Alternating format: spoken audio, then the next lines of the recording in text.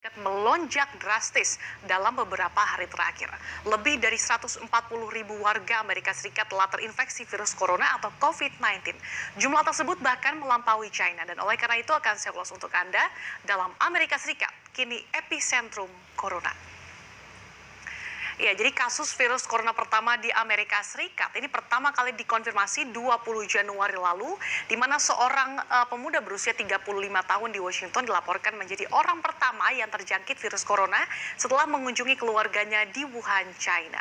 Dan pada masa awal virus ini merebak di Amerika Serikat, Trump selalu meyakinkan publik bahwa ancaman corona terhadap Amerika Serikat ini rendah gitu ya, dan menyatakan bahwa Amerika Serikat berada dalam kondisi yang jauh lebih baik dibandingkan negara-negara lain, dengan mengatakan virus ini dapat terkendali. Bahkan pada 17 Maret di Twitternya ia menyebut bahwa virus China ini sebagai virus China, dan selain dinilai menyepelekan, Trump menganggap dunia saat ini tengah menderita karena pemerintah China dinilai tidak transparan dalam memberikan informasi ketika virus corona pertama kali merebak di Wuhan. Sehingga jika China lebih transparan, Amerika Serikat dan negara-negara lain dapat mempersiapkan diri lebih awal. Nah, setelah semakin melonjak mencapai 1.000 orang yang positif virus corona di Amerika Serikat, pada 11 Maret Trump mengeluarkan larangan perjalanan dari Eropa ke Amerika Serikat selama 30 hari untuk memerangi penyebaran virus corona, karena menganggap Uni Eropa tidak cepat tanggap dalam mengatasi virus corona yang baru yang akhirnya turut tersebar di Amerika Serikat melalui para pelancong yang datang. Kita lihat di slide selanjutnya mengenai lonjakan kasus di Amerika Serikat. Jadi sebagai gambaran untuk Anda, China ini kan merupakan negara di mana virus corona awalnya muncul, yang memiliki kasus terbanyak di dunia mencapai 81 ribu orang yang terjangkit. Kemudian disusul Italia sebanyak 80 ribu orang.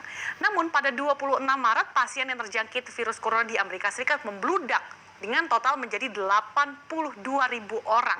Bahkan mengalahkan total di China, sehingga tak lagi China atau Eropa, kini Amerika Serikat menjadi negara terbanyak yang terinfeksi virus corona. Kita lihat kasus positif virus corona di Amerika Serikat ini melonjak drastis hingga mencapai 46 ribuan, atau ada tambahan sekitar 2.400 kasus baru pada 24 Maret 2020 lalu, dan menempatkan Amerika Serikat menjadi negara dengan pasien COVID-19 terbanyak ketiga setelah China dan Italia. Padahal beberapa hari sebelumnya jumlah kasus di Amerika Serikat masih di bawah Spanyol. Nah, lonjakan kasus terus terjadi dalam 3 hari, dan bahkan saat ini sudah menembus 140 ribu orang. Kasus virus corona di Amerika Serikat ini telah menyebar ke seluruh 50 negara bagian, dan New York menjadi epicentrum dengan kasus positif COVID-19 terbanyak di Amerika Serikat. Disusul New Jersey, California, kemudian Washington, serta juga Michigan. Nah, sempat menyerukan untuk lockdown New York dan juga wilayah sekitarnya, namun 8 jam usai Trump mengatakan akan melockdown wilayah itu untuk mencegah penyebaran virus corona, Trump membatalkannya pada 29 Maret kemarin karena menurutnya lockdown tidak diperlukan. Nah, lonjakan besar kasus corona ini membuat rumah sakit di Amerika Serikat kewalahan karena permintaan fasilitas kesehatan yang terus meningkat, sementara tenaga dan juga alat medis terbatas.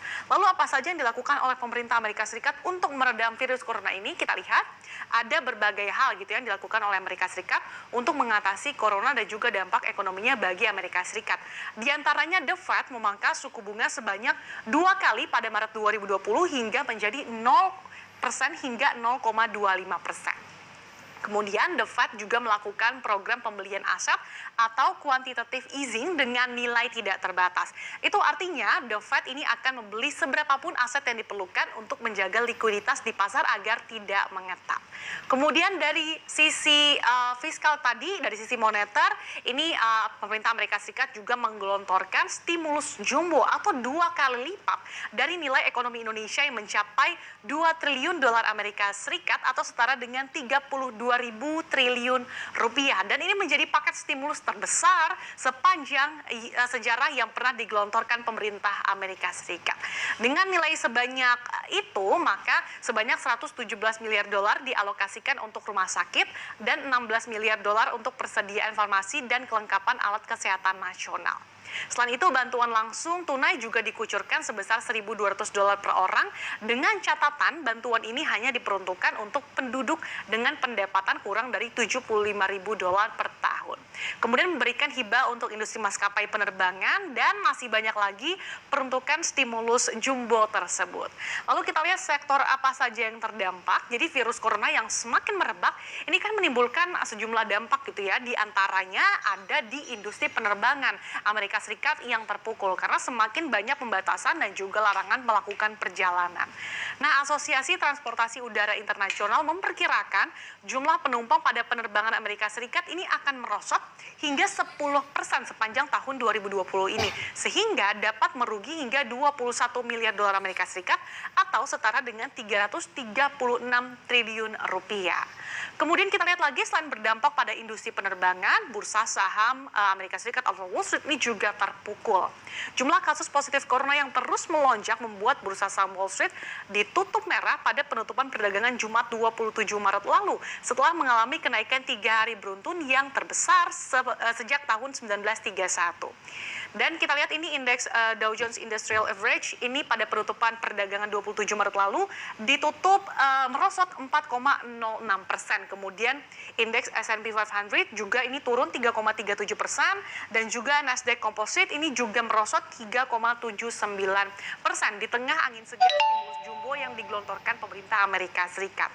Nah, nasib ekonomi Amerika Serikat ini masih menjadi kekhawatiran seiring dengan lonjakan kasus positif corona di negeri paman Sam. Kita lihat dalam sebulan terakhir saja hingga perdagangan 27 Maret lalu, indeks Dow Jones ini telah ambles 14,85%. Kemudian S&P 500 ini juga merosot 13,97% dan Nasdaq Composite ini juga telah ambrol 12,43%. Nah, oleh karena itu kalau kita lihat data yang tadi saya sampaikan, bahwa baik negara berkembang maupun negara maju sekalipun tidak ada yang benar-benar kebal dari corona. Artinya apa? Setiap negara tidak boleh meremehkan ancaman virus corona. Oleh karena itu harus sigap, kemudian waspada dan juga tentunya dibutuhkan kerjasama dari berbagai pihak untuk melawan corona.